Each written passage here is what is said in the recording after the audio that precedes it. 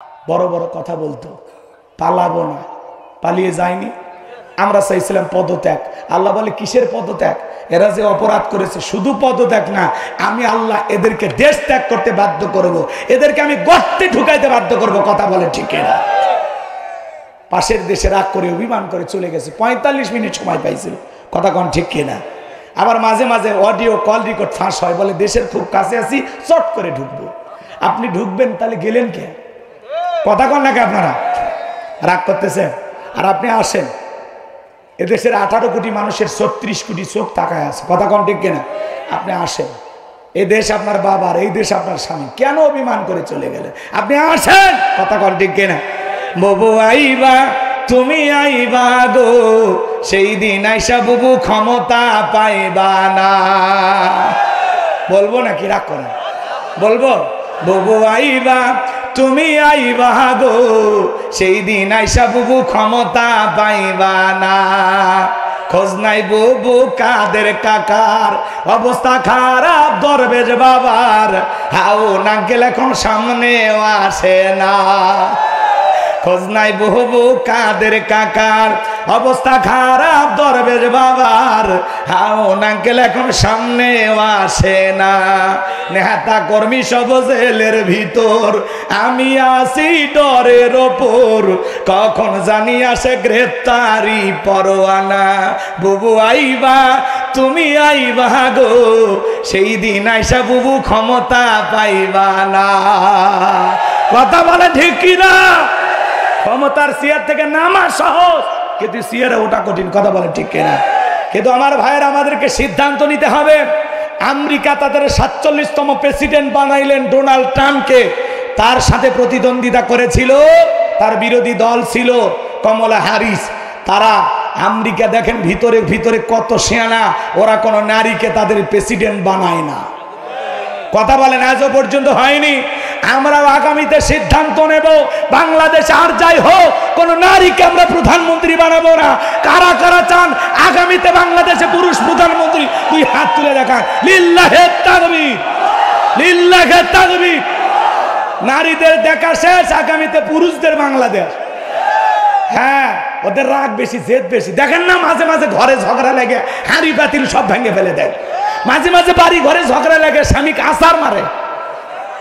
মেয়েদের জেদ বেশি, রাগ বেশি, অভিমান বেশি। আর এরা একবার শান্তির জায়গা পেলে জীবন যাবে, ওই জায়গা ছাড়বে না। কথা কহা। আর মেয়েরা যদি জেদ করে, রাগ করে, ঘরে যদি আগুন লাগাইতে পারে, বোঝেন নাই? ঘরে যদি আগুন লাগাইতে পারে, ওরা রাগ করে জেদ করে পুরো দেশের জনগণের মনের ভিতরে আগুন লাগাই দেবে। এই জন্য একটু সিদ্ধান্ত নিন, একটু পরিবর্তন হন। ঠিক আছে তো ইনশাআল্লাহ? বাংলাদেশে দুর্নীতি দমন কমিশন আছে না? না। এরপরে দুর্নীতি কমেছে নাকি ডিজিটাল কায়দায় বেড়েছে? দিন যত গড়াচ্ছিল, দুর্নীতির পাল্লা তত ভারী হচ্ছিল। কথা বলে ঠিক কিনা? আমরা চাই আমাদের প্রিয় মাতৃভূমি বাংলাদেশ দুর্নীতি মুক্ত আল্লাহ কবুল করুন, ছিল বলুন আমিন। আমরা চাই আমাদের বাংলাদেশ মাদক মুক্ত আল্লাহ কবুল করুন, ছিল বলুন আমিন। আমরা চাই আমাদের বাংলাদেশ যৌতুক মুক্ত আল্লাহ কবুল করুন, ছিল বলুন আমিন। সম্মানিত ভাইরা আমার, ভূমিকা লম্বা কথা নয়, সরাসরি মূল আলোচনায় প্রবেশ করতে চাই। তারপরে দু একটি কথা না বললে নয়। আমরা যখন কোরআনের মাহফিলে কথা বলার জন্য বিভিন্ন জায়গায় যাইতাম, যেখানে খাওয়া দাওয়ার ব্যবস্থা থাকতো, ওখানে কিছু বুদ্ধিজীবীদের আগমন ঘটতো। ওরা এসে বলতো, হুজুর যা বলবেন চিন্তা ভাবনা করে বলবেন, এলাকাতে মোটামুটি আমরাই সব। কথা কয় না ভাই? মঞ্চে আসার পরে বলতো, হুজুর ওয়াজ যা করবেন করবেন, খবরদার নেত্রীর বিপক্ষে যেন কোনো আলোচনা না যায়। এরকম আছে না? নাই? তবে এখন আর নাই। এখন সে সমস্ত বুদ্ধিজীবীদের টর্চ লাইট মেরেও চেহারা খুঁজে পাওয়া যাচ্ছে। কথা বলেন ঠিক কিনা? মনে রাখবেন, জালেমদের শেষ পরিণতি হলো পরাজয়, আর মাজলুমদের শেষ পরিণতি হলো বিজয়। যারা জুলুম করেছিল ওরা পালিয়ে গেছে, আর মাজলুমেরা এখনো ঠিক আছে। কথা বলে ঠিক কিনা? মাজলুমেরা জীবন দেয়, রক্ত দেয়, মার খায়, কিন্তু পালায় না। কিন্তু যারা জুলুম করে, অত্যাচার করে, এরাই পালায়।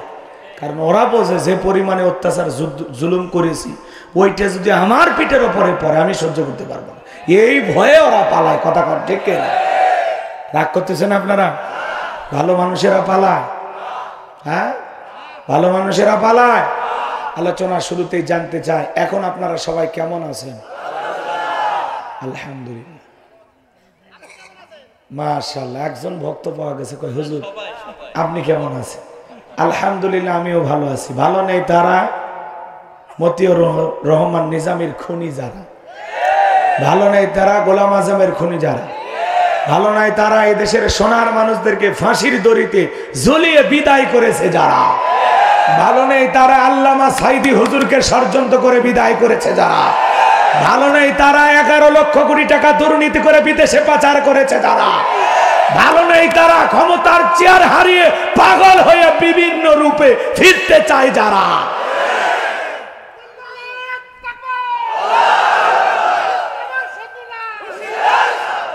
এখনো কিন্তু ষড়যন্ত্র শেষ হয়নি, কথা বলেন ঠিক কি না? এখনো ষড়যন্ত্র চলমান। ওদের ষড়যন্ত্রের দাঁত ভাঙা জবাব দেওয়ার জন্য আমাদের প্রস্তুত থাকা দরকার আছে না নাই?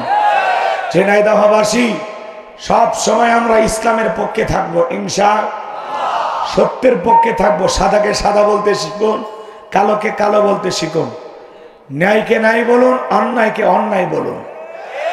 অন্যায় যেখানে আমাদের প্রতিবাদ চলবে সেখানে। মনে রাখবেন, অনেক জুলুম নির্যাতন আমরা সহ্য করেছি, ভবিষ্যতে আর কোনো জুলুম আমরা সহ্য করব না। রাজি আছেন তো ইনশাআল্লাহ?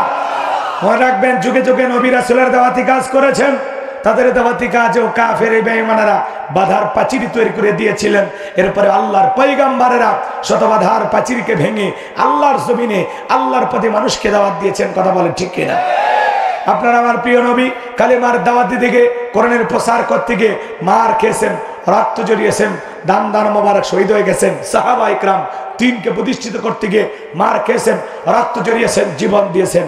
ও বাংলার মুসলমান, 1971 সালে এদেশের মাটির জন্য, এদেশের স্বাধীনতার জন্য আপনার আমার পূর্বপুরুষেরা যদি রক্ত দিতে পারেন, জীবন দিতে পারেন, 2024 সালে স্বৈরাচার জালেমকে বিদায় করে দেওয়ার জন্য এদেশের 1524 জন মানুষ যদি জীবন দিতে পারেন, রক্ত দিতে পারেন, প্রয়োজন যদি হয় আল্লাহর জমিনে আল্লাহর দ্বীনকে প্রতিষ্ঠিত করতে গিয়ে, কোরআনের সমাজ ব্যবস্থা কায়েম করতে গিয়ে নবীদের মতো, সাহাবা ইকরামদের মতো বুকের তাজা রক্ত দিতে হয় কোরআনের জন্য, দ্বীনের জন্য, ইসলামের জন্য, কোরআনের সমাজ ব্যবস্থা কায়েম করার জন্য।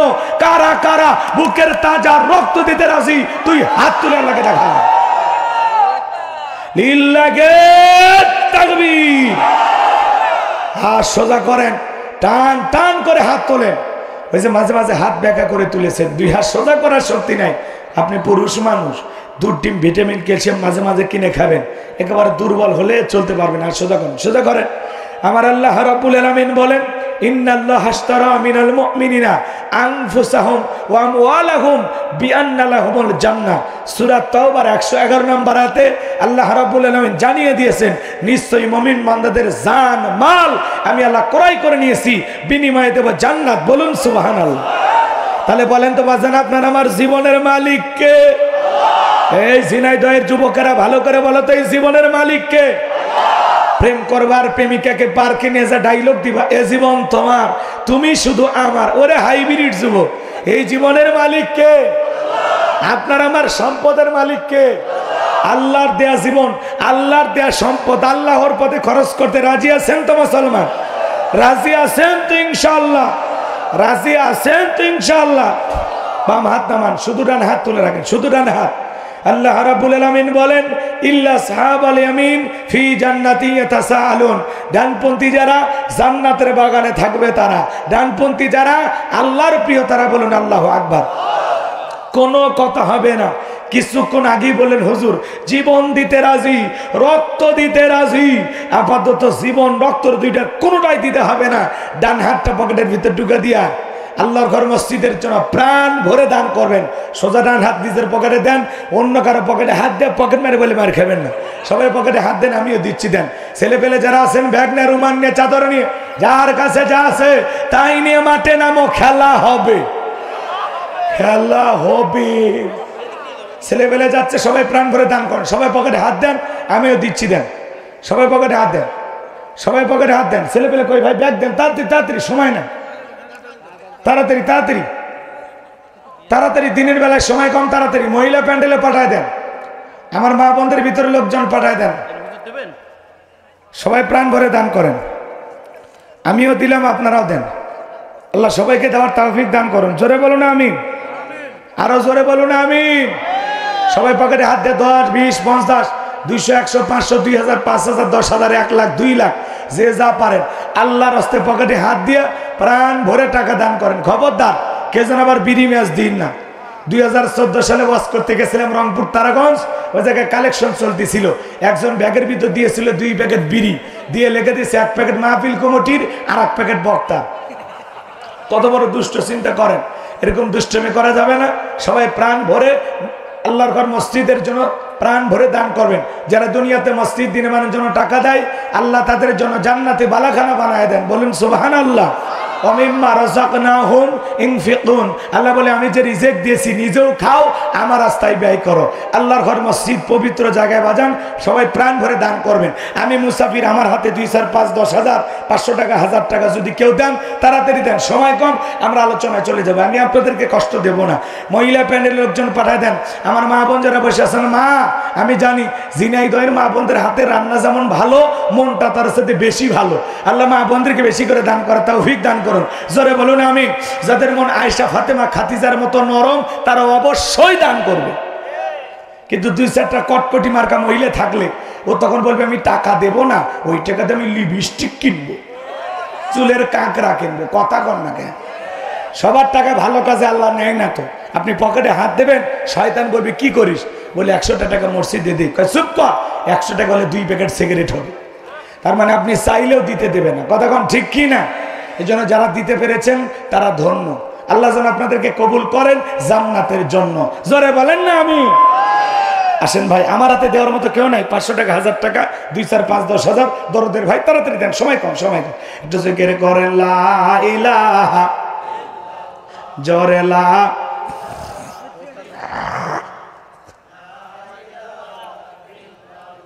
জোরে লা ইল্লাল্লাহ, জোরে লা, জোরে লা ইলাহা। আসেন আসেন দরদিরা আমার, দিয়ে ধন বোঝে মন কেড়ে নিতে কতক্ষণ। নদীর কল ভাঙে কল গড়ে, এই তো নদীর খেলা। সকালবেলার টাকাওয়ালা তুই, ফকিরি সন্ধ্যাবেলা। দান করিলে মাল কমে না, নেকির পাল্লা হয় ভারী। গুনাহ খাতা মাফ করে দিয়া আল্লাহ জান্নাতে বানায় দিও ঘর বাড়ি। জোরে বলেন মারহাবা। লা ইলাহা ইল্লাল্লাহ, জোরে লা। এই দেন না, আমার হাতে 500 টাকা, 1000 টাকা দেওয়ার মতো 2-1 জন থাকলে তাড়াতাড়ি দেন। নগদে বাকি দেও লেখা দিতে পারে। হুজুর আমি 1000 টাকা দেবো, আমি 5 বস্তা সিমেন্ট দেবো। হুজুর, হুজুর আমার মা নাই, বাবা নাই, কবরে চলে গেছে। হুজুর 1000 টাকা পিতা মাতা রুহের মাগফিরাত কামনায় তাদের কবরে ইসালে সব পাঠানোর আশায় দেন না বাজান, দেন না। কি নাম? কি নাম? সদরউদ্দিন নাম। বাপের বেড়ার মত করছে একখান কাম। নগদ 500 টাকা। জোরে বলেন মারহাবা। আল্লাহ দানটা কবুল করো, বড় দানে সামিল করো। এ দানে ছেলে লক্ষ লক্ষ টাকার মালিক বানায় দাও, দুনিয়া আখিরাতে ইজ্জত সম্মান বাড়ায় দেন। আসেন আসেন দরদিরা আমার, দিয়া ধন বোঝে মন কেড়ে নিতে কতক্ষণ। আমার ভাইয়েরা, এলাকার গণ্যমান্য ব্যক্তিবর্গ যারা আছেন, ব্যবসায়ী ভাইয়েরা আছেন, ধনবান ভাইয়েরা আছেন, তাড়াতাড়ি করে দেন, সময় বড় কম। আপনাদের মাঝে বাকিতেও লেখা দিতে পারেন যে হুজুর আমি 2000 টাকা দেব, আমি 1000 টাকা দেব। হাতটা তোলেন না বাজান। আমি মুসাফির দিল থেকে দোয়া করে দেব। মুসাফিরের দোয়া নেওয়ার আশায় আমি আল্লাহর কাছে দোয়া করব, আল্লাহ পাক যেন বিশ্ব নবীর সাথে একই জান্নাতে কবুল করে নেন। জোরে বলেন আমিন। নবীর সাথে জান্নাতে যাওয়ার আশায় দেন না বাজান। আল্লাহর ঘর মসজিদ পবিত্র জায়গা। এই মসজিদ থাকবে যতদিন, আপনি বেঁচে থাকলেও সব পাবেন, মারা গেলেও কবরে ফেরেশতাদের মাধ্যমে আল্লাহ তাআলা সব পাঠিয়ে দেবেন। আল্লাহু আকবার বল। হ্যাঁ, আপনি মারা গেলেও বিকাশ হয়ে আপনার কবরে সব পৌঁছে যাবে। অনেকে বলতেছেন হুজুর আমার তো বিকাশ খোলা নাই। ফেরেশতারা বিকাশ খুলে দেবে। ভাই কত? শরীফুল ইসলাম ভাই, তার জন্য দোয়া না করে কেমনে গাইবান্ধায় যায়, বাড়ি কোন গ্রাম?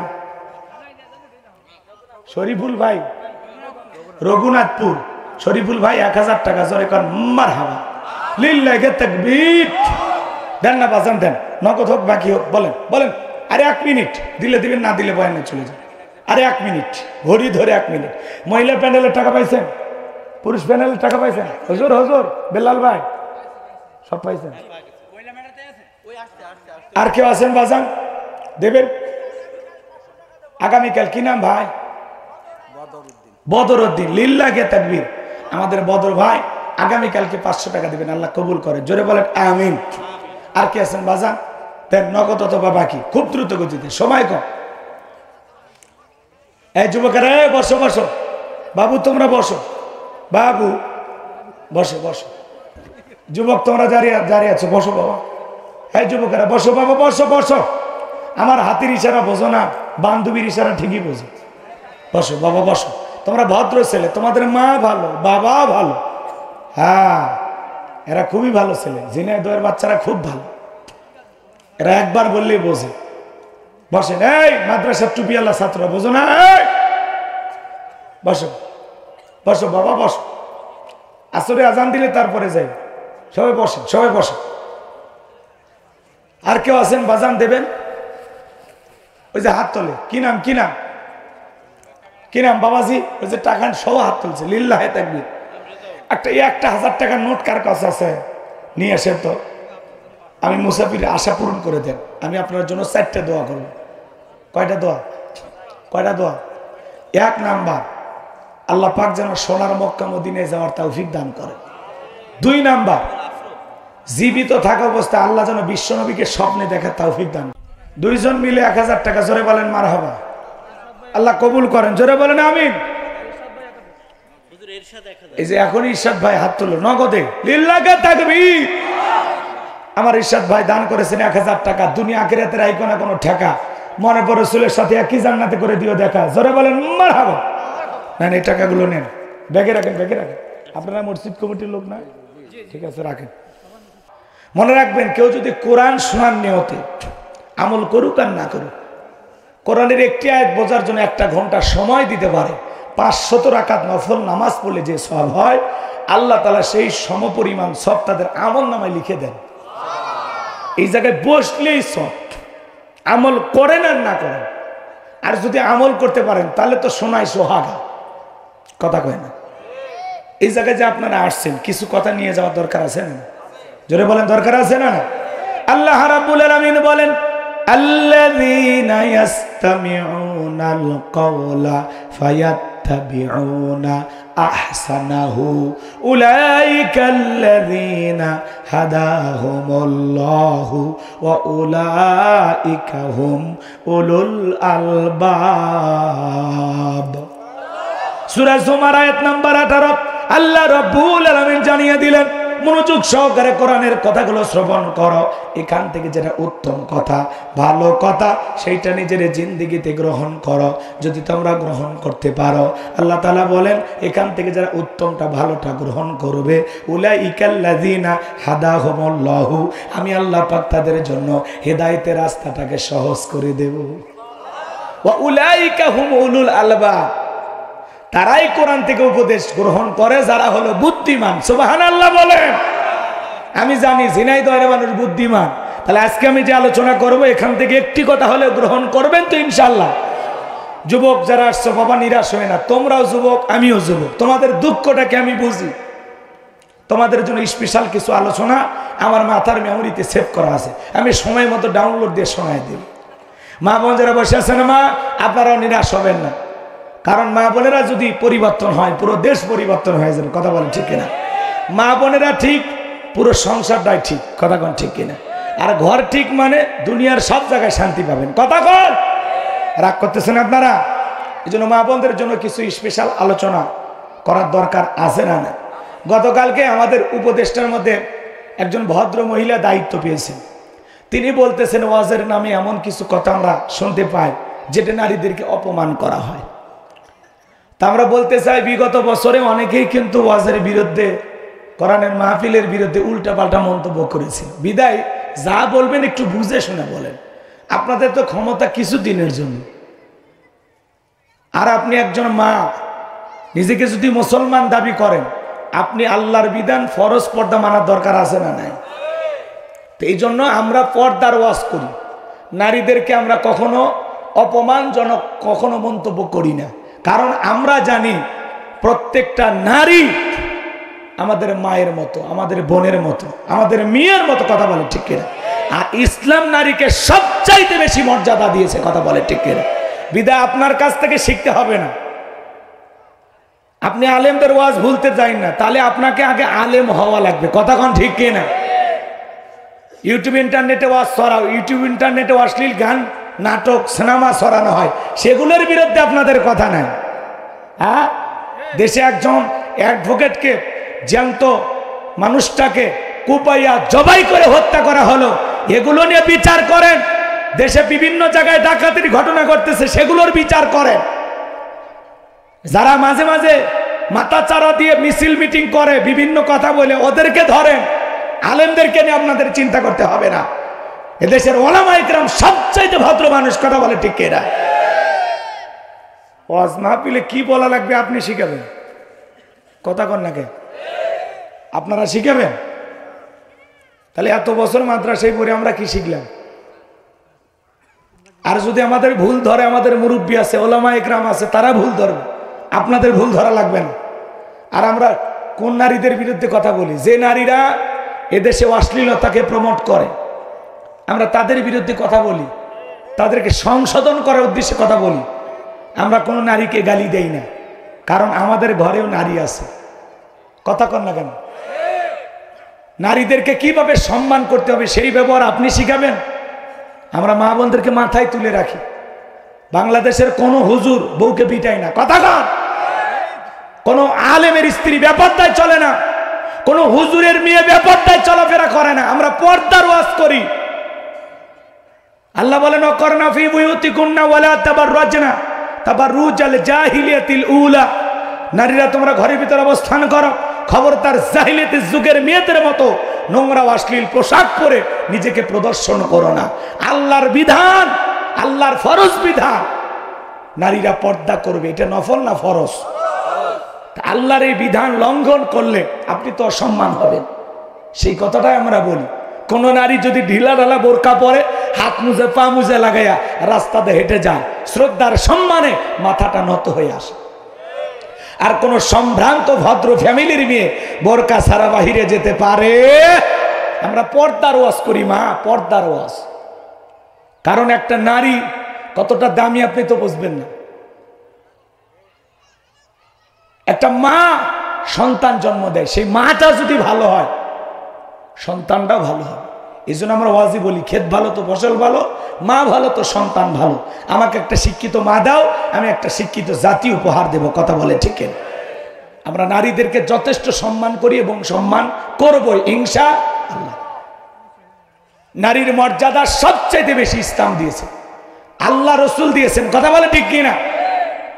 জাহিলিয়াতের যুগে যে নারীকে জ্যান্ত পুঁতে ফেলা হতো, সেই নারীকে গর্ত থেকে তুলে মেয়ের মর্যাদা, স্ত্রীর মর্যাদা, মায়ের মর্যাদা আল্লাহ দিয়েছেন, আল্লাহ রসুল দিয়েছেন, কথা বলে ঠিক কিনা? আর আপনি আমাদেরকে শেখাবেন। যেই দায়িত্ব দেওয়া হয়েছে ওই দায়িত্ব সঠিকভাবে পালন করেন, কথা কন। বাপরে বাপ, হ্যাঁ, গতকালকে যমুনা টেলিভিশনে নিউজ দেখছেন না? মাথায় খেলেন। নিজেদের দায়িত্ব পালন করেন, এদিক ওদিক বাড়তি কোনো কথা বলবেন না, ঠিক আছে?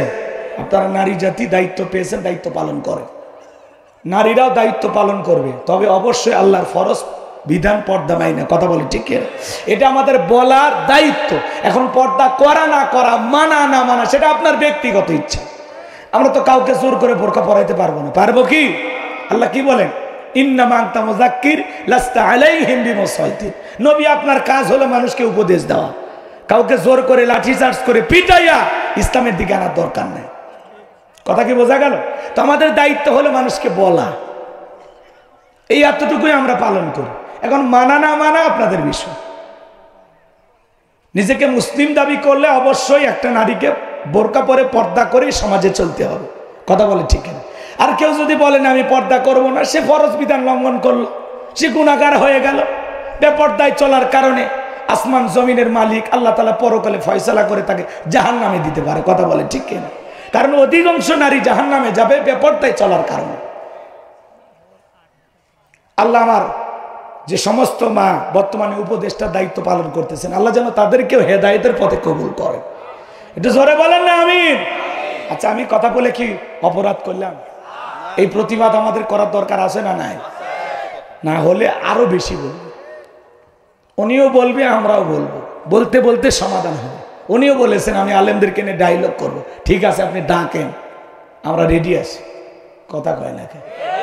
মন খারাপ করতেছেন বাজান আমার? তাহলে সূরার নাম হলো কাউসার। জোরে বলেন কি নাম? মোট আয়াত আছে 3টি, রুকু আছে 1টি। বিশ্বনবীর মক্কার জিন্দেগিতে আল্লাহ পাক এই সূরাটি নাজিল করেছেন। কোরআনুল কারীমের 108 নম্বর সূরা। জবান ছেড়ে মোহাব্বতে সবাই আমার সঙ্গে তেলাওয়াত করুন। আউযু বিল্লাহি মিনাশ শাইতানির রাজিম। বিসমিল্লাহির রাহমানির রহিম। বিতাড়িত মুরদাদ শয়তানের কাছ থেকে আল্লাহ পাকের কাছে আশ্রয় প্রার্থনা চাচ্ছি। পরম করুণাময় দয়ালু আল্লাহ তাআলার নামে শুরু করছি। আমরা যে কোনো কাজ শুরু করব কার নামে? আর আল্লাহর নামে কাজ শুরু করলে কল্যাণ আছে না নাই? আছে না নাই? তাহলে সূরার নাম কাউসার। জোরে বলেন কিনা? ওই যে এর আগে ভুলে গেলেন, তাহলে একটু জোরে বলেন সূরার নাম কাউসার। আরো জোরে। এ জোরে হলো না, একটু অভ্যাস করে নেন মিছিল করার। সামনে তো মিছিল করা লাগবে। বিগত 16 বছর চিল্লাইতে পারেন না। আমরা ছোটবেলায় মিছিল করতাম বিস্কুট খাওয়ার জন্য। বিস্কুট হাই রে, কথা কয় না কেন? আপনারা করছেন কিনা জানি না, আমি করছি।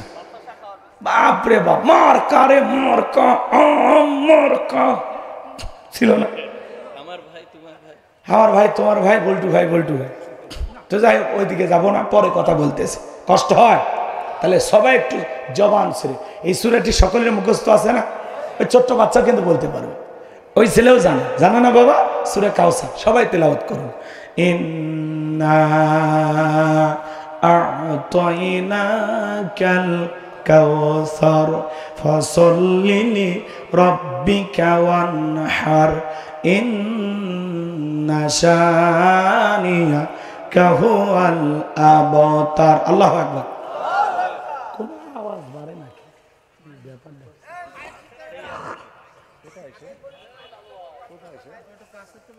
একটা আওয়াজ হবে টন টন, খুব কাছে তো। আমার ভাইয়েরা, যে কোন আয়াত বা সূরার তাফসীর করতে হলে কোন প্রেক্ষাপটে কোন সময় আল্লাহ তাআলা সেই সূরাটি বা আয়াতটি নাজিল করেছেন তার হাবিবের উপরে, সেই নাজিলের প্রেক্ষাপট জানার দরকার আছে না নাই? আরবিতে বলা হয় শানে নজুল। যদি শানে নজুল আলোচনা করা হয় তাহলে তাফসীর বুঝতে সহজ হয়। সূরা কাউসার বিশ্বনবীর উপরে কোন প্রেক্ষাপটে কোন সময় নাজিল করেছেন, সেই নাজিলের প্রেক্ষাপট একটু তুলে ধরার দরকার আছে না নাই? জোরে বলেন দরকার আছে না নাই? সংক্ষিপ্ত সময় বলে দেয়া যায় বাজান গো আমার।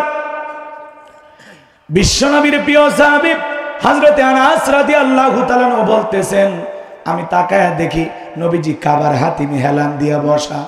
হযরত আনাস বলেন, আমি তাকায়া দেখি নবীজির মনটা ভীষণ খারাপ, মুখটা মলিন, চোখের কোনা দিয়ে অশ্রু ঝরতেছে। কিছুটা সময় অতিবাহিত হয়ে যাওয়ার পরে আমি তাকায়া দেখি আমার দয়ার নবীজি মুস্কি মুস্কি হাসতেছেন। বলুন সুবহানাল্লাহ। হযরত আনাস ডেকে বলেন, নবী এই মাত্র দেখলাম মনটা খারাপ, মুখটা মলিন, চোখের কোনা দিয়ে অশ্রু ঝরতেছে, আবার কেন মুস্কি মুস্কি হাসেন? আমার নবী কেন কাঁদেন, কেন হাসেন? এর পেছনে রহস্য আছে না নাই? নবীজির মনটা কেন খারাপ? কারণ হলো নবীজির কলিজার টুকরা ছেলে সন্তানগুলো জন্ম নেয় আর একে একে ছেলে সন্তানগুলো মারা যায়। আবুল কাসেম মারা যায়, আবু তাহের মারা যায়, ইব্রাহিম মারা যায়, ছেলেগুলো জন্ম নেয় আর মারা যায়। বাবা হিসাবে নবীর মনেও কষ্ট লাগবে কিনা? একে তো সন্তানগুলো মারা যায়, আর নবীজির কাছের চাচা নাম হলো আবু লাহাব। ডেকে বলে, ভাতিজা তোমার বংশে বাতি জ্বালানো কেউ থাকলো না, তুমি একটা লেজ কাটা, তুমি একটা নির্বংশ, তুমি একটা হাত করে। জোরে কর নাউজুবিল্লাহ। যদিও রসুলের 4 কন্যা সন্তান জীবিত ছিল, কিন্তু ছেলেগুলো জন্ম নেয় আর একে একে মারা যায়। আপনারাই বলুন বাজান, আল্লাহ না করুক আপনার আমার সন্তান যদি মারা যায়, কাছের আত্মীয় স্বজনদের উচিত বিপদের দিনে সান্ত্বনা দেওয়া। বাবা তুমি সবর করো, ধৈর্য ধারণ করো, আল্লাহ যদি চায়, আল্লাহ সন্তান দিয়েছে, আল্লাহ নিয়েছে, জীবন মৃত্যুর মালিক আল্লাহ। তুমি আফসোস করো না, একটু ধৈর্য ধরো। আল্লাহ চাইলে বছর না ঘুরতে আবারও তোমাদের ঘর আলোকিত করে সন্তান দিতে পারেন। তিনি কে? আর একটু জোরে বলেন না ভাই, তিনি কে? কাছের মানুষদের উচিত বিপদের দিনে সান্ত্বনার বাণী শোনানো, সান্ত্বনা দেওয়া। কিন্তু নবীর চাচা আবু লাহাব এতটাই খারাপ, চিন্তা করেন আল্লাহ আবু জেহেলের নামে কোনো সূরা দেয়নি, আবু লাহাবের নামে সূরা দিয়েছে। তার মানে আবু জেহেলের চাইতেও আবু লাহাব বেশি খারাপ। খালি খারাপ নাই, আর বউও খারাপ। কথা কয় না ভাই, ওটা সূরা লাহাবের তাফসীর করলে আপনারা বুঝতে পারতেন, কিন্তু ওই দিকে সময় নাই। এখন সূরা তিলাওয়াত করেছি, আর একটা তাফসীরে ঢুকে গেলে আর আপনারা বলবেন আবার হুজুর তো ওয়াজি বুঝলো না, কথা বোঝেন নাই, তো ওই দিকে যাওয়ার সুযোগ নেই। আল্লাহ তাআলা হায়াতের জিন্দেগিতে কোনোদিন বেঁচে রাখলে সূরা লাহাবের তাফসীর করলে আপনারা বুঝতে পারবেন আবু লাহাব এবং আবু লাহাবের স্ত্রী খারাপ কত প্রকারের, এরা আসলে কেমন খারাপ ছিল। কথা কোন ঠিক কিনা? এবার শোনেন, আমি যে কথা বলতে চাচ্ছিলাম দিল দিয়ে কথাগুলো বুঝবেন। একে তো সন্তান হারানোর ব্যথা, আবার আপন মানুষদের সমালোচনা। নবীজির মনের কষ্ট কমে না বাড়ে? আমার ভাইয়েরা, ছেলেগুলো মারা গেল কেন? আল্লাহ রসুলের সন্তানগুলো কেন জীবিত থাকলো না? এই পৃথিবীর জমিনে অনেক পয়গম্বরের সন্তান জীবিত ছিল, কিন্তু বিশ্বনবীর একটা ছেলে সন্তানও কেন জীবিত থাকলো না? কেন তারা শিশুকালে মারা গেলেন? আল্লাহ তাআলা কেন তাদেরকে যৌবন পর্যন্ত পৌঁছার জন্য হায়াত দিলেন না? এই পৃথিবীর জমিন থেকে শিশুকালে বিদায় নেওয়ার পিছনে কারণটা কি, রহস্যটা কি? বিশ্বনবীর ছেলে সন্তানগুলো শিশুকালে বিদায় নেওয়ার পিছনে কারণ আছে তিনটি। জোরে বলেন কয়টি? নবীর উম্মত হিসেবে জানতে মনে চায় না রসুলের ছেলেগুলো কেন জীবিত থাকলো না? আল্লাহ তাআলা কেন শিশুকালে বিদায় করলেন? এর পিছনে কি সেই তিনটি কারণ? কারা কারা শুনবেন? হাত তোলেন তো দেখি। লিল্লাহি তাকবীর, একটু জোরে বলেন না বাজান, লিল্লাহি তাকবীর। হাত নামান। রসুলের ছেলেগুলো কেন মারা গেল, কি সেই তিনটি কারণ? যদি আমি বলি তাহলে 3 নম্বর আয়াতের আলোচনা করা লাগবে। আমি কি 1 নম্বর আয়াত বাদ দিয়ে 3 নম্বরে ঢুকবো, নাকি আস্তে আস্তে আলোচনা শুরু করা যাক? 3 নম্বর আয়াত পর্যন্ত থাকবেন তো ইনশাআল্লাহ? আল্লাহ কবুল করেন, জোরে বলেন আমিন। আমার ভাইয়েরা, একে তো সন্তান হারানোর ব্যথা, আবার আপন মানুষদের সমালোচনা, নবীর মনের কষ্ট কমে না বাড়ে। অন্যদিকে বাজান গো আমার সাহাবায়ে কেরাম যারা ইসলাম ধর্ম গ্রহণ করে, কাফের বেঈমান তাদের উপর নির্যাতন ও জুলুমের স্টিম রোলার চালায়। নবীজি আমার রাতের বেলায় দারুল আরকামে বসা, হযরতে বেলাল তখনও কালেমা পড়ে মুসলমান হন নাই।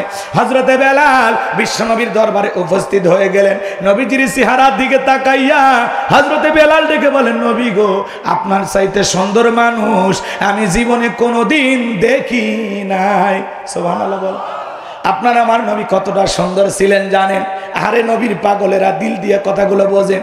নবীর সম্মান মর্যাদা কত আমরা বুঝি না। এক জায়গায় যা বললাম, ভাই বলেন তো আমাদের নবীর নাম কি? বলে হুজুর আব্দুল কাদের জিলানী। পীর সাহেবের নাম মুখস্থ আছে, কিন্তু কপাল পোড়া দয়ার নবীর নামটা বলতে পারে না। আমার ভাইয়েরা, দিল দিয়ে কথাগুলো বুঝবেন। হযরতে জাবের রাদিয়াল্লাহু তাআলা বলেন, পূর্ণিমার রাত আমি রাসূলের বাড়িতে গিয়েছিলাম। সেদিন দেখেছিলাম চাঁদ উদয় হয়েছে 2টা, একটা চাঁদ আসমানে আর একটা চাঁদ জমিনে। হযরতে জাবের ডেকে বলেন, আমি একবার আকাশের পূর্ণিমার চাঁদের দিকে তাকাই, আর একবার বিশ্বনবীর চেহারার দিকে তাকাই। হযরতে জাবের বলেন, ওই আকাশের পূর্ণিমার চাঁদের চাইতে বিশ্বনবীকে আমার কাছে বেশি সুন্দর মনে হয়।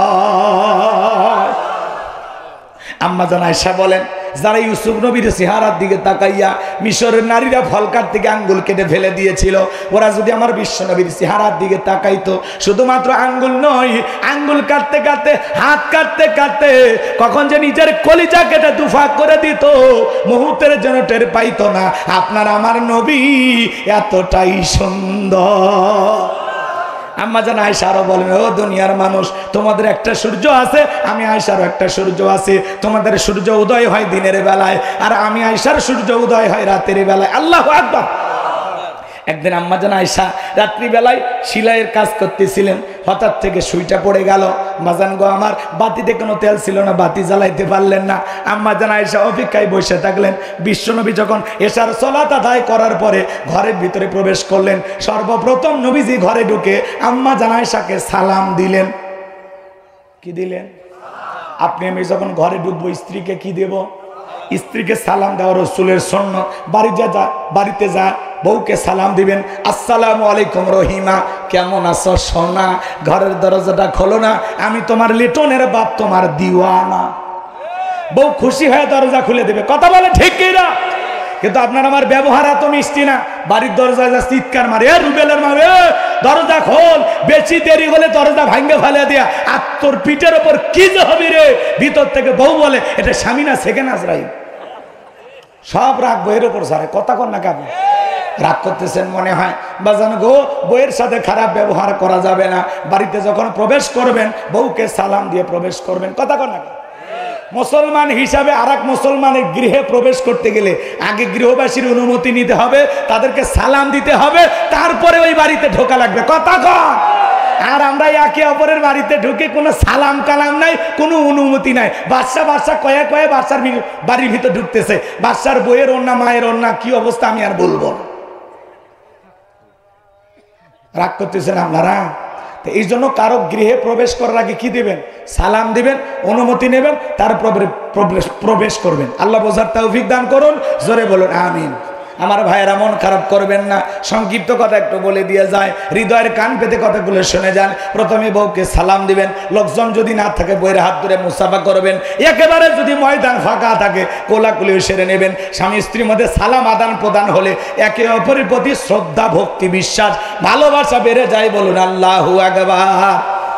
এই জন্য দাম্পত্য জীবনে সুখ আর শান্তি পেতে হলে 4টি সুন্নত আছে বাজান গো আমার। এই 4টি সুন্নত যদি প্রত্যেকটা স্বামী স্ত্রী আমল করতে পারে, তাদের দাম্পত্য জীবনে কোনোদিন অশান্তি থাকবে না।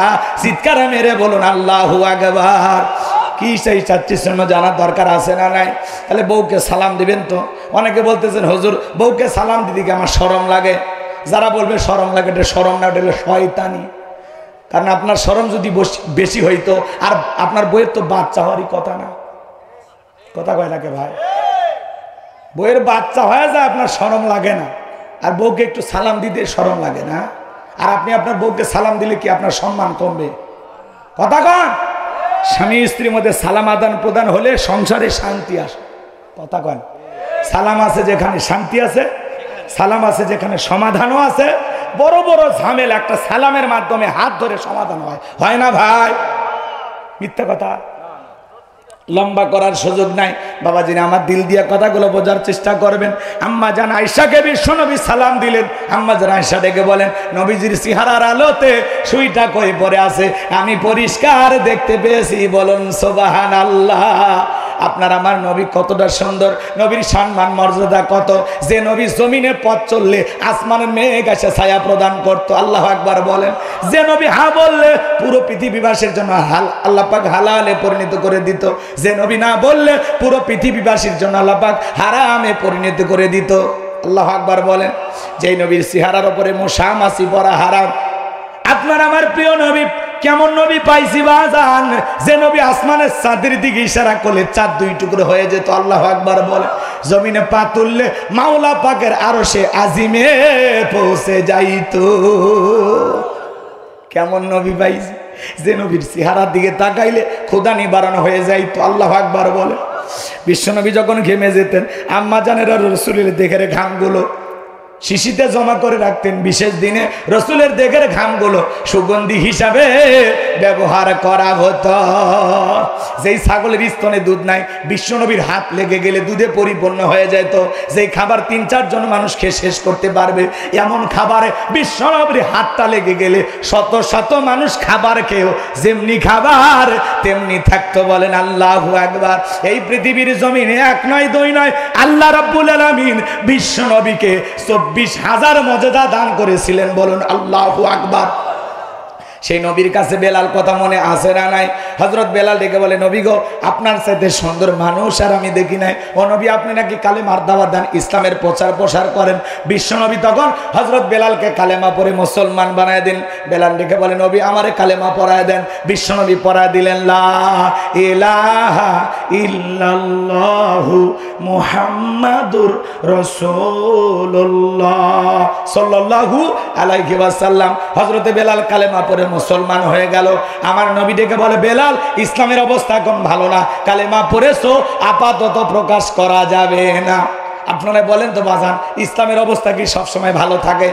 আজও তামাম পৃথিবীর দিকে তাকায় দেখেন, তামাম পৃথিবীর জালেম আর বেঈমানদের টার্গেট ইসলাম আর মুসলমানকে বিদায় করা। আজও ফিলিস্তিনি মুসলমানের রক্ত নিয়ে খেলা করে জালেম ইহুদির বাচ্চারা। আজও কাশ্মীরে মুসলমানদের রক্ত নিয়ে খেলা করে, চীনের উইঘুরে মুসলমানকে হত্যা করা হয়, ভারতে গরুর গোশত খাওয়ার অপরাধে মুসলমানের জীবনটা নিয়ে নেওয়া হয়। কথা বলেন। আজও তামাম পৃথিবীতে জালেমদের টার্গেট ইসলাম আর মুসলমানকে বিদায় করা। আজও তামাম পৃথিবীর জালেমদের হাতে মুসলমানের রক্ত লেগে আছে। মনে রাখবেন বাজান গমান, নমরুদ ফিরাউন যেমন জুলুম করে টিকতে পারে নাই, আজও পৃথিবীর জমিনে যারা ইমানদার মুসলমানদের উপর নির্যাতন জুলুম করতেছে, ওই জালেমদের জায়গাও পৃথিবীর জমিনে হবে না। নমরুদ ফিরাউনের মতোই তাদেরও জীবনের করুণ পরিণতি অপেক্ষা করতেছে। জুলুম করে কেউ টিকে থাকতে পারে পারে না। আপনারাই দেখলেন না তাকায়া, যারা মুসলমান রক্ত নিয়ে খেলা করেছে, এতিম বাচ্চাদেরকে হত্যা করেছে, আলেমদেরকে লাঞ্ছিত করেছে, ওরা আজকে আছে? জোরে বলেন আছে? বড় বড় কথা বলতো, পালাবো না, পালিয়ে যায়নি। আমরা চাইছিলাম পদত্যাগ। আল্লাহ বলে কিসের পদত্যাগ? এরা যে অপরাধ করেছে, শুধু পদত্যাগ না, আমি আল্লাহ এদেরকে দেশ ত্যাগ করতে বাধ্য করব, এদেরকে আমি গর্তে ঢুকাইতে বাধ্য করব। কথা বলে ঠিক না? পাশের দেশে রাগ করে অভিমান করে চলে গেছে, 45 মিনিট সময় পাইছিল। কথা কোন ঠিক কিনা? আবার মাঝে মাঝে অডিও কল রেকর্ড ফাঁস হয়, বলে দেশের খুব কাছে আছি, চট করে ঢুকবো। আপনি ঢুকবেন, তাহলে গেলেন কে? কথা কোন নাকি? আপনারা রাগ করতেছেন।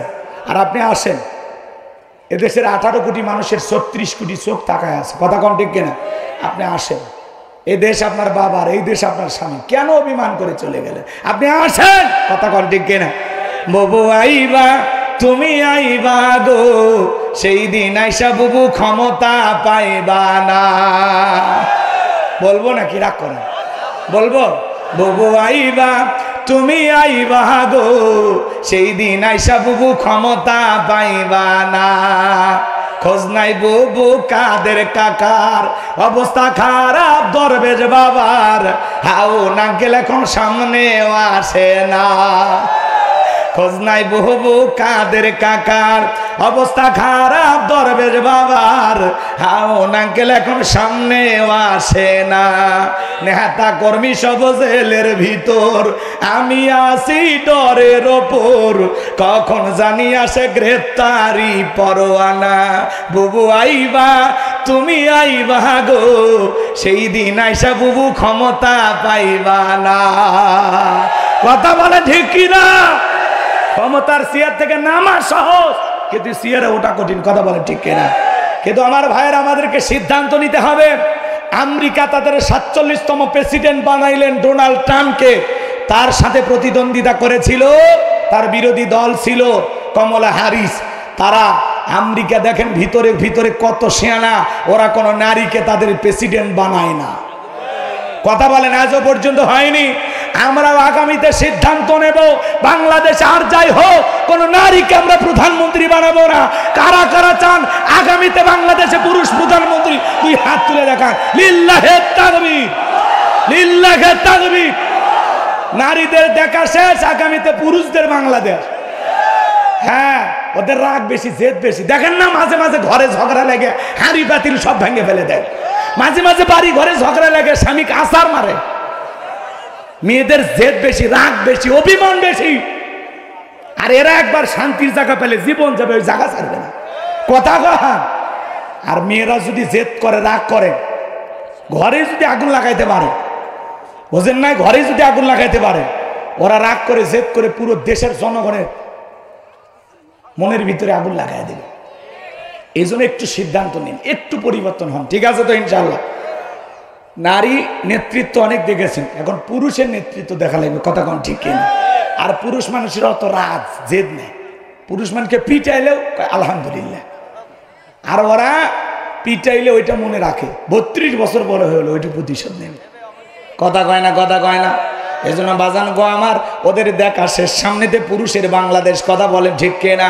আমার ভাইয়ারা, যে কথা আমি বলতে যাচ্ছিলাম, মন খারাপ করবেন না, অনেক লম্বা হয়ে যাবে, লম্বা করার সুযোগ নয়, দিনের বেলায় সময় কম, সংক্ষিপ্ত কথা বলে দিয়ে যায়।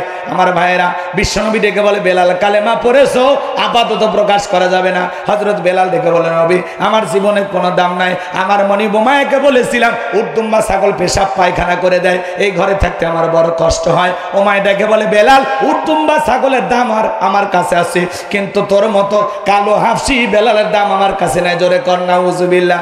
নবী গো, আমার জীবনের কোনো দাম নাই, আপনি শুধু আমাকে দোয়া করে দেন মৃত্যু পর্যন্ত যেন কালেমার পথে টিকে থাকতে পারি। এই কথা বলে হযরত বেলাল চলে গেলেন। পরের দিন সকালবেলা সূর্য উদয় হয়ে গেছে, অনেকটা বেলা হয়ে গেছে। বেলাল দরজা খোলে না। অন্যান্য চাকর যারা আছে নালিশ নিয়ে চলে গেছে ওমায়ের কাছে, যাই বলে নেতা এখন পর্যন্ত বেলাল দরজা খোলে নাই, তাই নাকি? বলে হ্যাঁ ঠিক আছে চলো যাই। দরজায় ডাক দেয়, বেলাল দরজা খোলো। হযরতে বেলাল দরজা খোলে না, জোরে করে ধাক্কা মারছে, দরজা খুলে গেছে। এইবার ওমায়া তাকায় দেখে যেই রাত্রিতে হযরত বেলাল কালেমা পড়ে মুসলমান হয়েছে, ওই রাত্রিতে একটা উটদুম্বা ছাগলের কাছে কোনো পেশাব পায়খানা নাই। জোরে কোন মারহাবা।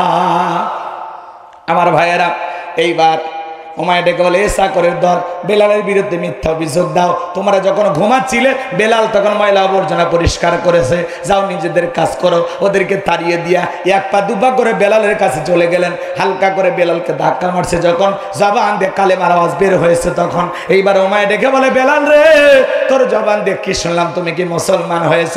হযরতে বেলাল দেখে বলে, মুসলমান হয় যারা মিথ্যা কথা বলতে পারে না তারা। ওয়াকুলু কওলান সাদিদা, মুসলমানেরা হবে সত্যবাদী। হযরত বেলাল ডেকে বলেন, গতকাল রাত্রিতে আমি নবীজির হাতে হাত রেখে কালেমা পড়ে মুসলমান হয়েছি। এই কথা শোনার পরে ওমায় ডেকে বলে, বেলাল উটদুম্বা ছাগলের মালিক বানায় দেব, থাকার জন্য ভালো ঘরের ব্যবস্থা করে দেব। হযরতে বেলাল ডেকে বলে, ওমাই রে, ও ওমাইয়া আমার মনিব, দুনিয়ার কোনো পার্থিব সম্পদের বিনিময়ে বেলাল তার ঈমানটাকে বিক্রি করবে না। চিৎকারে মেরে বলুন আল্লাহু আকবার। এইবার ওমায় ডেকে বলে, আমার কথা না শুনলে বড় নেতা আবু জেলকে খবর দেব। হযরতে বেলাল ডেকে বলে, কোনো বড় নেতা ছোট নেতা এখন কাউকে গোনার টাইম নাই। আমি দুনিয়ার কোন আবু জেলকে ভয় করি না, আমি ভয় করি আমার আল্লাহকে। এইবার বাজান গো আমার, ওমায়া দৌড়ে চলে গেছে আবু জেলের বাড়িতে, যা বলে, নেতার সংবাদ খুব খারাপ, আমার বাড়ির কৃতদাস বেলাল কালেমা পড়ে মুসলমান হয়েছে। তাই নাকি? বলে হ্যাঁ ঠিক আছে, যাও আমি আসতেছি। আবু জেলের একটা বিশেষ বাহিনী ছিল যাদের কাজই হলো মুসলমানদের উপর নির্যাতন জুলুম চালানো। আজও পৃথিবীর দিকে তাকায় দেখেন, জালেমদের বিশেষ একটা বাহিনী থাকে যাদের কাজই হলো টুপিওয়ালা দাড়িওয়ালা ইমানদার আলেমদের উপরে নির্যাতন জুলুম চালানো। ওদের একটা গোপন বাহিনী থাকে। কথা বলে রাগ করবেন না বাজান গো আমার। কি অপরাধ, কি অপরাধ, কি অপরাধ মসজিদের ইমাম মুয়াজ্জিমের, কথা কন না কেন? কি অপরাধ এসের আলেমদেরকে কেন তাদেরকে এইভাবে জেলখানায় নিয়ে যাওয়া হয়তো? তার মানে বুঝতে পারেন না, আলেমেরা মিষ্টি মিষ্টি কথা বলতো, তাদের কথা শুনে মানুষ পরিবর্তন হয়ে যেত, লাখ লাখ মানুষ তাদের কথা শোনার জন্য যাইতো। এটা ওরা বুঝতে পারতো, যেভাবে আলেমদের জনপ্রিয়তা বাড়তেছে ভবিষ্যতে আমাদের চেয়ার থাকবে না। এই ভয়ে কাউকে জেলখানায়, কাউকে দেশের বাইরে পাঠায়। কথা কন ঠিক কিনা? আমার ভাইরা সংক্ষিপ্ত কথা বলে দিয়ে যায়। এইবার আবু জেহেল চলে আসলো, বেলালকে ডেকে বলে, বেলাল এইদিকে আসো, তোমারে আমি পার্সোনাল ভাবে মহাব্বত করি। বেলাল এসব কি শুনছি, তুমি নাকি মুসলমান হয়েছ? হযরত বেলাল ডেকে বলে, যা শুনেছেন সত্য, আমি গতকাল রাত্রিতে বিশ্বনবীর হাতে হাত রেখে কালেমা পড়ে মুসলমান হয়েছি। এইবার আবু জেহেল ডেকে বলে, বেলাল শোনো, আমি তোমাকে উটদুম্বা ছাগলের মালিক বানায় দেব, থাকার জন্য ভালো ঘর বানায় দেব, ব্যবসা বাণিজ্য যদি করতে চাও দিরহাম টাকা পয়সা যা লাগে দেব। বেলাল তুমি চাইতে দেরি, তোমার সামনে হাজিরি করতে দেরি করা হবে না। হযরত বেলাল ডেকে বলে, আবু জেহেল রে, দুনিয়ার সব সম্পদ যদি দিতে চাও, দুনিয়ার সব সম্পদ ছাড়তে রাজি, কিন্তু বিশ্ব নবীর কালেমা ছাড়তে রাজি নাই। চিৎকারে মেরে বলুন আল্লাহু আকবার।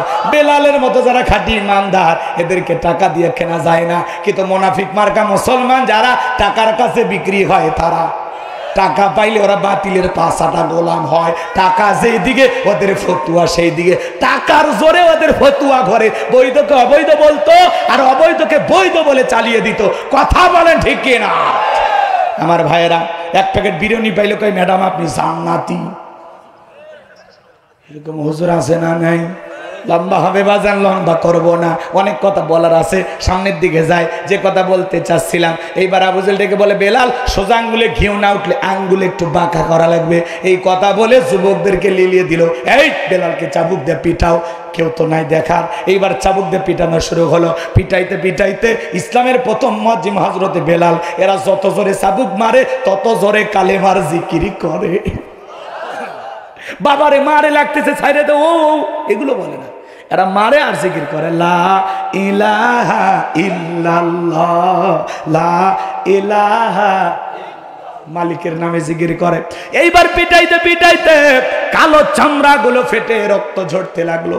আবু জেহেল থেকে বলে, বেলাল রে, তোরে চাবুক দিয়ে মারতে মারতে কালো চামড়া গুলো ফেটে রক্ত ঝরতেছে, তারপরে কি কালেমা ছাড়বি না?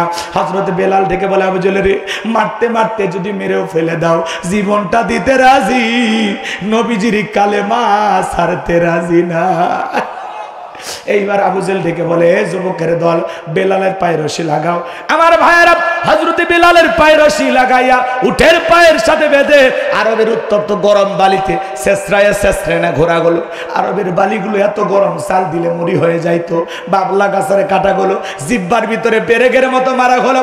নির্যাতন জুলুম করার পরে বিকেল বেলা ডেকে বলে, বেলা, এত পিটাইলাম, এত নির্যাতন জুলুম করলাম, তারপর কি নবী মুহাম্মদ সাল্লাল্লাহু আলাইহি সাল্লামের দল ত্যাগ করবি না, কালেমা ছাড়বি না?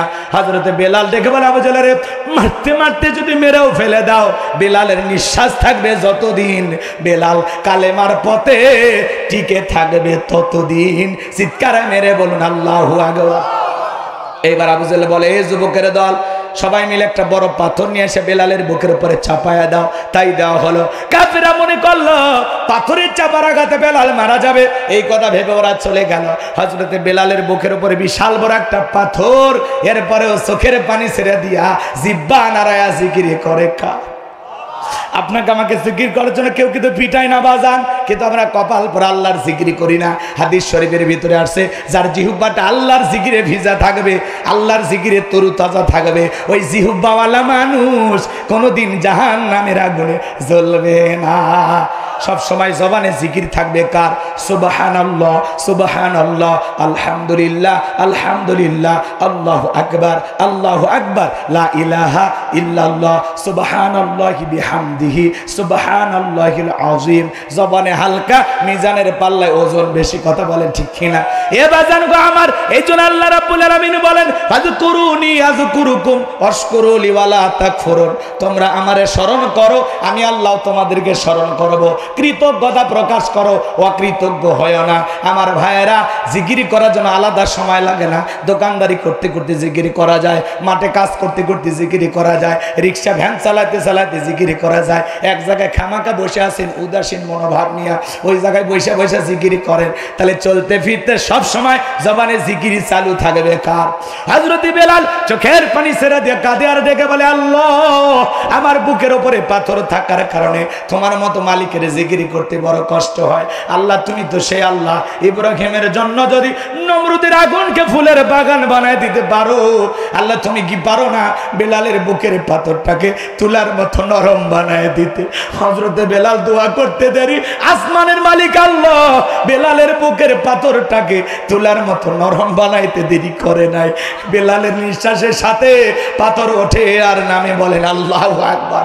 এই যখন নির্যাতন জুলুম চলতেছে, বিশ্বনবীর কান পর্যন্ত যখন খবর পৌঁছে গেল, আমার নবী ডেকে বলা, বেলালের নির্যাতন জুলুমের কথা আর সহ্য হয় না, যাও যাও তুমি আমার বেলালের জন্য একটা কিছু করো। হযরত আবু বকর সিদ্দিক রাদিয়াল্লাহু তাআলা আনহু কয়েক গুণ দাম বেশি দিয়া গোলামীর জীবন থেকে হযরত বেলালকে আজাদ করলেন, মুক্ত করলেন। বলুন আল্লাহু আকবার। এই যখন ইসলামের অবস্থা, একদিকে সন্তান হারানোর ব্যথা, আপন মানুষদের সমালোচনা, সাহাবায়ে কিরামদের উপর নির্যাতন, এই জন্য নবীজির মনটা ভীষণ খারাপ, নবীজির চোখের কোনায় পানি। নবীর যখন মন খারাপ, নবীকে সান্ত্বনা দেওয়ার দায়িত্ব কার? আরেকটু জোরে বলেন কার? আমার আল্লাহ ডেকে বলে, জিবরাইল, আমার বন্ধুর মা নাই, বাবা নাই, এ জিবরাইল, আমি স্যার আমার বন্ধুর দুনিয়াতে কেউ নাই, কেউ নাই। হে জিবরাইল, আমার বন্ধুর মনটা হয়েছে ভারী, আমি আল্লাহ সইতে নাই পারি। লাহু মাহফুজ থেকে সূরা কাউসার নিয়ে যায় আমার বন্ধুর উপরে নাজিল কর তাড়াতাড়ি। বলুন আল্লাহু আকবার। আমার নবী ডেকে বলে, আনাস, আমার কান্না করার কারণটাকে তোমরা জানো, আমার মনটা কেন খারাপ তোমরা জানো, কিন্তু আমার মুস্কি হাসি দেওয়ার কারণ হলো এই মাত্র আসমান থেকে জিবরাইল এসে আমার উপরে সূরা কাউসার নাজিল করলো। বলুন আল্লাহু আকবার। বিশ্বনবী তখন সাহাবায়ে কিরামদেরকে তেলাওয়াত করে শুনিয়ে দিলেন। আমার আল্লাহ রাব্বুল আলামিন বলেন, ইন্না আ'তাইনাকাল কাউসার, অবশ্যই আমি আল্লাহ পাক আপনাকে হাউজে কাউসার দান করেছি। চিৎকারে মেরে বলুন আল্লাহু আকবার। ইন্না আ'তাইনাকাল কাউসার, নিশ্চয়ই আমি আল্লাহ পাক আপনাকে হাউজে কাউসার দান করেছি। আল্লাহু আকবার বলবেন না? আল্লাহ পাক পৃথিবীর অন্য কোন পয়গাম্বরকে হাউজে কাউসার দান করেন নাই, আপনার আমার নবীকে আল্লাহ পাক হাউজে কাউসার গিফট করেছেন। আল্লাহ পাক সেই মেসেজটা জানিয়ে দিলেন, ইন্না আ'তাইনাকাল কাউসার, অবশ্যই আমি আল্লাহ পাক আপনাকে হাউজে কাউসারের মালিক বানায় দিয়েছি। এই হাউজে কাউসারের পানি মধুর চাইতে মিষ্টি, দুধের মতো সাদা, পানির চাইতে ক্লিয়ার। ওই কঠিন কিয়ামতের ময়দানে যেদিন বিচার দিবস কায়েম হয়ে যাবে, বিচার দিবসের একদিন হবে 50,000 বছরের সমান। যেদিন মানুষের জিহ্বা ঝুলে আসবে কুকুরের মতো নাভি পর্যন্ত, যেদিন জমিন হবে তামার জমিন, সূর্যটা হাত মাথার উপরে চলে আসবে, পাহাড় পর্বত নদী নালা খালবিল গাছ গোছালি কোনো কিছু থাকবে না। কুল্লুমান আলাইহা ফান, পৃথিবীতে যা কিছু দেখতেছেন সব কিছু আল্লাহ তাআলা ধ্বংস করে দিবেন বাজার। ওই কঠিন কিয়ামতের ময়দানে যেদিন মা তার সন্তানের পরিচয় দেবে না, স্বামী স্ত্রীর পরিচয় দেবে না, ভাই ভাইয়ের পরিচয় দেবে না, ওই কঠিন কিয়ামতের ময়দানে আল্লাহর আরশের ছায়া ছাড়া আর কোনো ছায়া থাকবে না। ওই ছায়ার ভিতরে আল্লাহ পাক 7 শ্রেণীর মানুষকে আশ্রয় দিবেন, তারা আল্লাহর আরশের নিচে ছায়া পাবে আর কিয়ামতের ফাইনাল খেলা উপভোগ করবে। বলুন আল্লাহু আকবার। মানে যখন দলে দলে বিশ্ব নবীর কাছে যাবেন, 1 শ্রেণীর মানুষের চোখের সামনে আল্লাহ তাআলা পর্দার আবরণ তৈরি করে দেবেন। আমার নবী তখন ডেকে বলবেন, আল্লাহ সংখ্যায় আমি আমার অনেক উম্মতকে দেখতে পাইলাম, কেন জানি সংখ্যাটা কমে গেল। আমার আল্লাহ ডেকে বলে, বন্ধু পাইকারি দরে সবাইকে আপনি আজকে হাউজে কাউসারে পানি পান করাতে পারবেন না। দুনিয়ার জীবনে 2টা অপরাধ করেছিল যারা, আজকে হাউজে কাউসারে পানি পাবে না তারা। চিৎকার মেরে বলেন, জানার দরকার আছে না নাই? 2টা অপরাধ কি শুনবেন? কষ্ট হচ্ছে আপনাদের? বিশ্বনবী হাউজে কাউসারের পেয়ালা নিয়ে দাঁড়িয়ে আছেন, আপনি নবীজিকে দেখবেন হাউজে কাউসারের পেয়ালার পানি পান করবেন। নবীজির হাতে যদি 1 পেয়ালা হাউজে কাউসারের পানি পান করতে পারেন, জান্নাতে ঢোকা পর্যন্ত আর তৃষ্ণা লাগবে না, তৃষ্ণা মিটে যাবে। বলুন সুবহানাল্লাহ। হযরত আবু বকর পেয়ালাগুলো ভরায় দিবেন, মাঝখানে দাঁড়িয়ে থাকবেন হযরত ওমর, আবু বকরের হাত থেকে নিয়ে হযরত ওমর বিশ্বনবীর হাতে দিবেন, আর নবীজি তার আদরের উম্মতদেরকে খুঁজে খুঁজে হাউজে কাউসারের পানি পান করাবেন। রাসূলের হাতে কারা কারা হাউজে কাউসারের পানি পান করতে চান? 2 হাত তুলে আমার আল্লাহকে দেখান। আল্লাহ পাক আমাদের সবাইকে রাসূলের হাতে 1 পেয়ালা করে হাউজে কাউসারের পানি পান করার তৌফিক দান করুন। একটু জোরে বলুন না আমিন। আর একটু জোরে বলুন আমিন। আরো একবার বলুন আমিন। আল্লাহ আমাদের সবাইকে কিয়ামতের ময়দানে নবীজির হাতে 1 পেয়ালা করে হাউজে কাউসারের পানি পান করার সেই সৌভাগ্য আল্লাহ যেন আমাদেরকে দান করেন। এবার হাউজে কাউসারের পানি চাইলেন আর পাইলেন, অত সহজ, একটু কষ্ট করা লাগবে না? কথা বলে না? আমি আপনাদের এলাকায় আসলাম, একটা ছেলের হাতে কিছু চকলেট দিলাম, দিয়ে বললেন, বাবা আমার জন্য 1 বদা পানি নিয়ে আসো, একটু উজু বানাবো। চকলেট পায়, ছেলেটা মারছে দৌড়, মাঝখানে আসার খেয়ে পুড়িয়ে গেছে, হাঁটু ছিলে গেছে, রক্ত বের হয়েছে। কিন্তু চকলেট থাকার কারণে উঠে দাঁড়ায়া বদনা ভৈরা পানি নিয়ে আমার সামনে হাজির। আমি তখন বললাম, বাবা এই পানিটার দিকে তোমার কষ্ট হচ্ছে, মাঝপথে আসার খায় পুড়ে গেছে, হাঁটুটাও ছিলে গেছে, রক্ত মনে বেরিয়েছে, ব্যথাও পাইছো। চকলেট থাকার খুশির কারণে ছেলে বলতেছে, আমি এরকম কত পড়ে যাই, আমার কিছুই হয় না। ওই ছেলেটা যেরকম চকলেট থাকার আনন্দে কিছুই মনে হয় না, কিয়ামতের ময়দানে নবীজির হাতে 1 পেয়ালা হাউজে কাউসারের পানি আর আল্লাহর আরশের নিচে ছায়া যদি ভাগ্যে জুটে যায়, কিয়ামতের কঠিন দিন আপনার কাছে কঠিন মনে হবে না, আল্লাহ সহজ করে দেবেন। এটা জোরে বলেন না সুবহানাল্লাহ। সে হাউজে কাউসারে পানি পান করতে গেলে কাজ করতে হবে 2টি। জোরে বলেন কয়টি? আরো জোরে বলেন কয়টি? আল্লাহ তাআলা বলেন, ফাসাল্লিলি রাব্বিকা ওয়ানহার, ফাসাল্লিলি রাব্বিকা ওয়ানহার। 1 নাম্বার হলো রবির উদ্দেশ্যে সালাত আদায় করলেন। ফাসাল্লিলি রাব্বিকা, রবির উদ্দেশ্যে সালাত। সালাত হবে কার জন্য? হঠাৎ করে কেউ নামাজ ধরে, দেখেন না কথা বলেন, পুরাতন মুসল্লি যারা নিয়মিত নামাজ পড়ে, ওরা আবার দেখে বাপরে বাপ সূর্য আবার কোন দিকে উঠছে, উত্তরপাড়া বাদশাহ দিকে মসজিদে নামাজ পড়বে না, 2 দিন পর আবার মসজিদে আসবে না। এই যে ঠাট্টা বিদ্রুপ করেন, এটা করা যাবে না। আপনি তো দাওয়াত দিয়ে 5 জনকে মসজিদে আনতে পারেন না, কোনো এক ভাই হঠাৎ করে নামাজ পড়তে আসছে, তার নিয়ে কেন সমালোচনা, তার নিয়ে কেন ঠাট্টা বিদ্রুপ? আপনারা দোয়া করেন, ভাই তুমি যে মসজিদে আসছো নামাজ পড়ার জন্য, দেখে দিলটা ভরে গেছে, আল্লাহর কাছে দোয়া করি আল্লাহ যেন মৃত্যু পর্যন্ত তোমাকে সিজদা দেওয়ার তৌফিক দান করেন। কথা বলে ঠিক কি না? আপনি দোয়া করবেন, আপনি টিটকারি মানেন কে? নামাজ ঠিকঠাক পড়বো না, 2 দিন পর আবার ছাইড়ে দিবি, এরকম বলে কিনা? যুবক বয়সে দাঁড়িয়ে রাখছে, এটা নিয়ে সমালোচনা করে। ঠাট্টা করে না, এই বয়সে বুড়ের ভ্যাস ধরছে। আমাদের আঞ্চলিক ভাষা আমি বলতেছি, কষ্ট হয় না কেমন? বুড়ের ভ্যাস ধরছো মানে বোঝেন? হ্যাঁ, এই যুবক বয়সে তুমি বুড়ে সাজছ, ব্যাপারটা কি? রাগ করতেছেন আপনারা? যুবক বয়সে দাঁড়িয়ে রেখে বউ নিয়ে ঘুরতে গেছে, তখন বলে ভাবি আসসালামু আলাইকুম, সাথে চাচার খবর কি? বউ বাড়িতে এসে রাগ করে, তোমার সাথে বাহিরে যাওয়া যায় না, আমারে ডাকে ভাবি আর তোমার ডাকে চাচা। যেই বউ রসুলের সুন্নত দাড়িকে মোহাব্বত করে না, এই বউ আপনাকে 100% ভালোবাসা দিতে পারে না। কথা বলেন ঠিক কি না? রাগ করতেছেন? বউ দাড়ি পছন্দ করে না, ওটা বউ নাকি? রাগ করেন না, রাগ করেন না। আমরা রসুলকে মোহাব্বত করে দাড়ি রাখি, টুপি খুলি, জুব্বা খুলি, কিন্তু এটা এমন একটা সুন্নত, এটা খোলা যায় না। 24টা ঘন্টা আমার দেহের সাথে লাগিয়ে থাকে। কথা কম, আমি যে একটা পুরুষ দাড়ি দেখে প্রমাণ হয়। আমি তো নবীজিকে ভালোবেসে দাড়ি রাখছি। কথা কন ঠিক কিনা? এটা আমার রসুলের মোহাব্বত আর ভালোবাসা এখানে আছে। কথা কন ঠিক কিনা? আমি কেমনে খুর লাগাই, আমি কেমনে বেলেট লাগাই, আমি তোমার নবীকে ভালোবাসি। কথা বলে ঠিক কিনা? আর দাড়িওয়ালা পুরুষ বুঝতেছেন না, দাড়িওয়ালা পুরুষের গুণ আছে, গুণ আছে। কথা কয় না কে? রাগ করতেছেন মনে হয়। আমি আমার বউকে নিয়ে একবার মার্কেটে গেছি, দোকানদার বলতেছে হুজুর আপনার মেয়েকে বলেন কোনটা কোনটা চয়েস করে। আমি এটা মেয়ে না রে, প্রধানমন্ত্রী, এটা আমার ঘরের প্রধানমন্ত্রী, বেশি কথা কোষ নিয়ে একেবারে আগুন। কথা কন ঠিক কিনা?